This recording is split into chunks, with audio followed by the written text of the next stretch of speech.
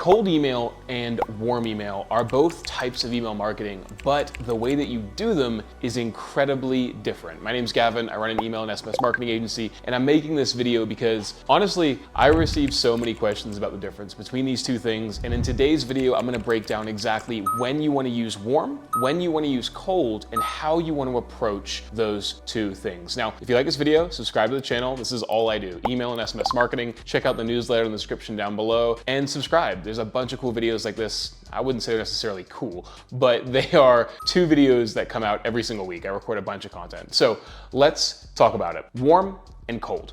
I might have swapped my hands around a little bit there. Cold email is the process of scraping leads, or rather finding leads and emailing people who have never heard of you to try and typically elicit a phone call. For example, I run an email marketing agency. A cold email strategy for me would be to find a list of businesses who I think may need cold email. For example, they could be plumbers, they could be roofers, they could be e-commerce businesses. The cold email approach would be to download that list of contacts, find the email addresses for those people. There's a bunch of lead scraping tools, and to get into the nitty-gritty of this stuff, I'll make another video, but I just want to explain the fundamentals here. I would find those lists of contacts, and then I would buy a series of domains. The reason I buy different domains is because when I send these people emails, I don't want my regular email address, my @inbox.co.nz address, to be marked as spam. So I buy other domains so that if they do get marked as spam, when I'm sending emails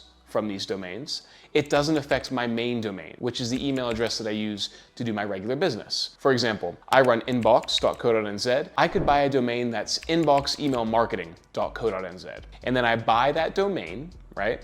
Then I create an email address under that domain, and I send these emails to contact my plumbers, my roofers, and my e-commerce businesses from that domain name. Now, odds are, cold email, you're gonna get high spam complaint rates, high unsubscribe rates. If that happens, which is common, the deliverability or those negative metrics will not affect my regular business. Meaning when I send emails from gavin@inbox.co.nz, those emails won't land in spam. Thus, I'm protecting my main domain. Now, with cold email too, you typically have to be relatively restrictive with how many emails you send per day from a domain name. So if I own the domain name gavin@emailmarketinginbox.co.nz, I can usually only send about 20 emails per day from that domain name, which is why for cold email, you typically buy a series of email domains to ensure that, for example, if you have a list of 10,000 people, it doesn't take you 500 days to reach out to every single person at 20 emails per day. You want to be buying roughly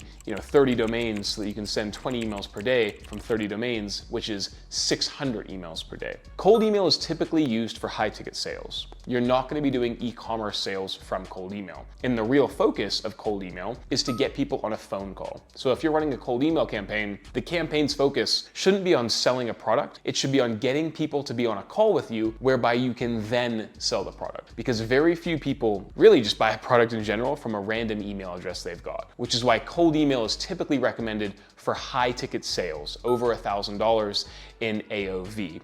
The reason being because the cost around running a cold email campaign is only recovered when you're selling high ticket sales. Because if you get like a positive reply rate of about 1%, meaning 1% of the people you reach out to are interested in your service, you need to ensure that the value of the person you sell to recovers the cost of running cold email. Typically, to run a cold email campaign, you're looking at around $2,000 to $5,000 a month to effectively run that. Now, it can get more expensive the more emails you have, and it can get cheaper too, the worse the email marketer is. Warm email, on the other hand, is different. Warm email is the process of taking a database that you have already had, typically people who have subscribed to your email marketing, think a newsletter, and emailing those people using one domain. The great thing about warm email is that you're gonna get good response rates because these people have heard of you. They've subscribed on your website, they've bought a product from you, they know who you are, which is why you only need one domain, because your domain name is probably not gonna be as negatively affected as it would be if you were running cold email. I hope that makes sense. If it doesn't, Chuck comments down below. The thing that you want to be doing with cold email is generating new business from people who've never heard from you. Warm email is ideally educating, generating business from people who have heard of you. Now, most e-commerce businesses will run warm email because if they're selling a product that ranges between $10 to $500, they don't need that sales call to sell, which is why they use warm email, because they can reach out to tens of thousands of people with one email blast. And they're not going to get flagged as spam because these people have opted in to receive emails from you. Cold email is different from warm email. Very different approaches. Most e-commerce businesses are going to be using the warm email strategy. Very few e-commerce businesses, unless they're doing a wholesale strategy alongside their direct-to-consumer strategy, are going to be using cold email as a form of lead generation to get business. Now, if you're an e-commerce business and you are trying to get access to new databases and you want to run something similar to a cold email campaign, what I would recommend doing instead of actually scraping a list of potential customers is actually finding a business who sells to your identical audience, but sells a different product. For example, if I'm a supplement brand that helps people with sleep, I would find another supplement brand that helps people with energy. And what I would do is I'd try and partner with that brand to run some sort of cross collaboration between our two newsletters, whereby I push people from my newsletter to a specific landing page to opt into, for example, a giveaway, and they do the same on their audience.